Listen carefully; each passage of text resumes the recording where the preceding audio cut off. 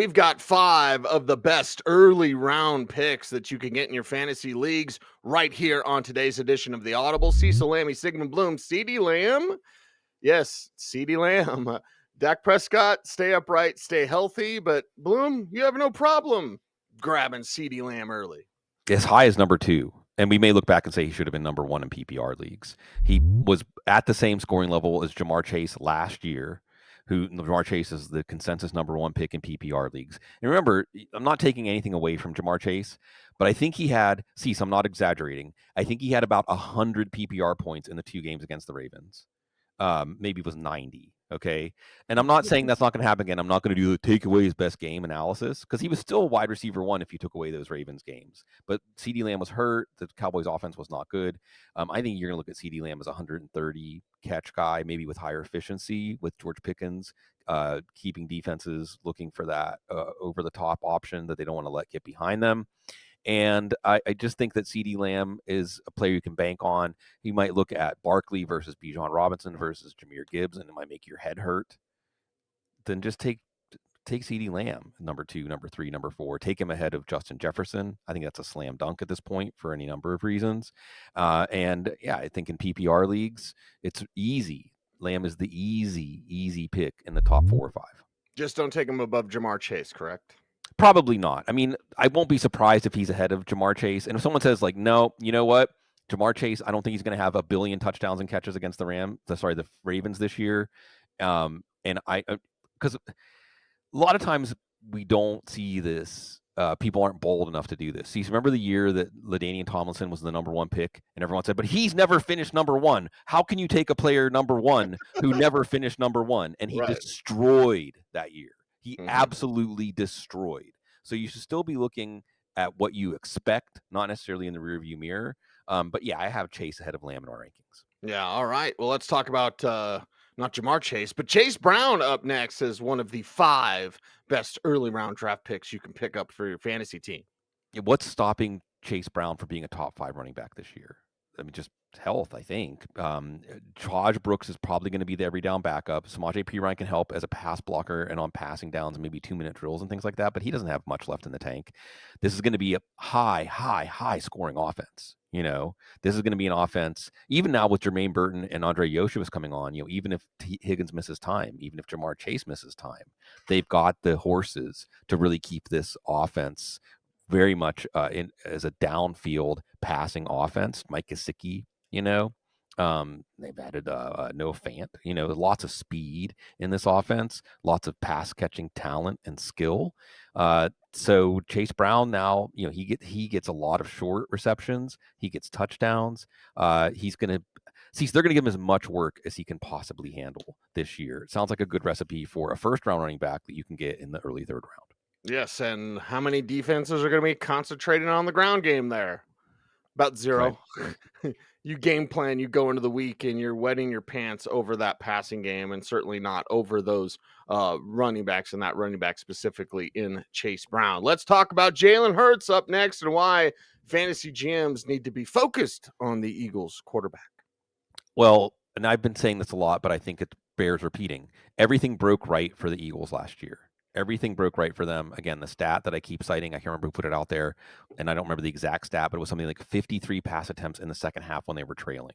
It's just not going to happen. I mean, it could happen again. I don't want to say never, but most likely there are any number of things that they would encounter more struggle, more competitive games this year, more passing. Their passing was at a low. Their passing volume was at a low, and A.J. Brown was banged up.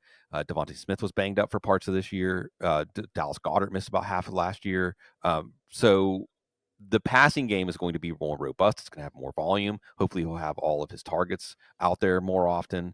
Saquon Barkley could break down. Remember, 480 plus touches. That makes it a Jalen Hurts-centric offense. I think there's a lot of ways that Jalen Hurts can rival to be the number 1 fantasy quarterback this year, and he's going as the 4th quarterback off the board.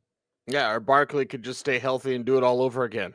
Yeah. You know what I mean? And then there you go. What are defenses focused on? They're going to be focused on Barkley there and Hurts and that rushing ability, tush push, not going anywhere, all those sorts of good things. And I believe it was our buddy Scott Barrett who said, fantasy football takes I'm seeing on Twitter in 2025 Things like Saquon Barkley leading the position in fantasy points and touches is a bad, actually. And then Jamar Chase winning the Triple Crown makes him an avoid, actually. We've heard quite a bit. Yeah.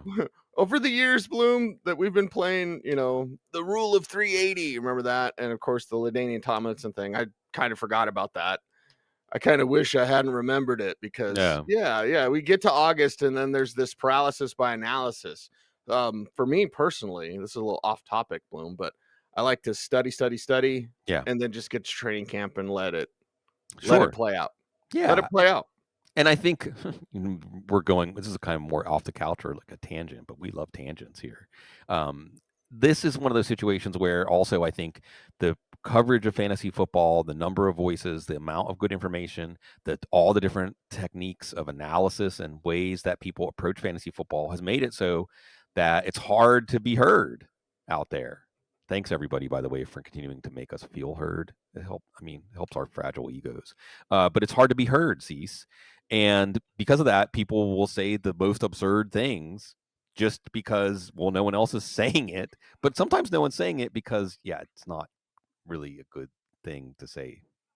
Yeah. Well, how about George Kittle? He's a good thing to say. Oh, and man. a good guy to draft. And look, we already know that George Kittle has that connection with Brock Purdy. We already know that he's the man. I mean, I think that the short list of greatest tight ends to play in the NFL ever are Rob Gronkowski and George Kittle. And now you have a situation where Brandon Ayuk probably not going to be up to even close to full speed until mid-late October. Juwan Jennings, I'm going to go with, and Cease, you can add anything you want here, that it's a genuine calf injury. I don't think this is a hold-in. If it's an aggravation of a calf injury, the second injury is always worse. Calf injuries can turn into Achilles injuries. I love Ricky Pearsall. Had Evan Silva, the big dog, on the couch this week. Look for that, folks. And I said, who are you most excited to draft? He said Ricky Pearsall, and I get it. I mean, he's set up to be the number one wide receiver, but he's had injury problems. Not one of them is getting shot. They're not going to hold that against him. But he came into camp with a hamstring issue that had sidelined him during the offseason. All this is leading back to George Kittle, right? And Christian McCaffrey. I'm not going to talk people out of Christian McCaffrey, but George Kittle's the guy you can get in the third, fourth round, a round or two after Brock Bowers and Trey McBride, even though he scored the same level as them last year. Make that make sense. Make it all make sense, and make it all with, yes, Garrett Wilson. We're going to talk about a Jets player. Now, I know the clips have been going, I don't know, viral. What is viral? About Justin Fields being not great, Bob. But Garrett Wilson is there, as good as Fields can be, which again may not be great, Bob. Right. Garrett Wilson will be on the other end of a lot of those, most of those passes. Right. 180, 200 targets. Now, maybe for only 100 or 110 catches, but some of those are going to be downfield, set up by play action, or, they're going to run the ball a ton. The Jets, they have a defense that can keep them on that track. But remember, Justin Fields made DJ Moore a fantasy wide receiver one. DJ Moore had a career year with Justin Fields, and Justin Fields and Garrett Wilson played together at Ohio State, and previously have expressed excitement at the prospect of potentially playing together in the NFL. So that is, I think, a good thing. The chemistry, the relationship on and off the field, that's already there. Garrett Wilson was a late first-round pick last year because of hope that Aaron Rodgers would boost him where his talent level could finally translate into the production we know he's capable of. This is like the Drake London story, right? Now, Michael Penix could fuel Drake London. He's going in the early, mid-second round. Garrett Wilson's falling all the way to the third because, I guess, no faith in Justin Fields. But Aaron Rodgers brought in his guy, Davante Adams. Why did Garrett Wilson disappoint last year? Other than Aaron Rodgers, don't tell the Steelers, but Aaron Rodgers is in decline. Other than that, it's that Davante Adams became the number one target. There's nobody there to usurp that role from Garrett Wilson this year. Garrett Wilson's got an extension from the team. He's happy. Everyone's happy. And you'll be happy if you take him in the third round. Is Mike Tomlin Marvin Lewis with a ring? Oh, Marvin Lewis. Marty Schottenheimer with a ring? Right. Doesn't Marvin Lewis have Steelers roots too? Right. I believe so, yes. And Ravens roots too. I think he had both, if I'm not mistaken. But hey, let's turn this into neurotic Steelers talk. Always. Because, man alive, that's not going to work. Aaron Rodgers, it's not going to work at all. And it's desperate. It feels desperate, Yes. Yeah, he was the Steelers linebacker coach. Oh my God, rest in peace, like Kevin Green. I know his birthday, his celestial birthday just came up. So he was the linebackers coach on those early Cower teams, the Okay. Avoid Lloyd and Kevin Green teams, Marvin Lewis. But it's let's turn this into the old Thursday night talk for the old timers. They know what I'm talking about. Look, the Steelers way. And what Mike Tomlin has been successful doing, no losing seasons, is because you have to be a leader of men. You have to have everybody pulling in the same direction. You have to have accountability. You have to have a sense of everybody is laying it all on the line for everybody else, right? The Lions are a good example of a team that has this in spades now. I know there were reports this week that the Lions went down to the Lions and the Dolphins did a joint practice this week. And the reports ceased were that it was the biggest disparity between two teams. Like one of the beat writers said, either the Lions are a juggernaut or the Dolphins are going to be bad this year, right? But what did the Lions also have? Is like innovation, right? Yep. Risk taking, forward looking. Okay, and the Steelers think that the Steelers way, without innovation, without changing your thinking. And not just in a reactive, lurching left and right. Well, this didn't work. Let's do the opposite of that. Well, that didn't work. Now let's go in the middle. Let's just keep whack-a-mole. Let's just keep trying something until it accidentally works. And you have to have organizational clarity. You have to be forward-looking. You have to listen to people. What kind of hiring process gives you Matt Canada and Arthur Smith? And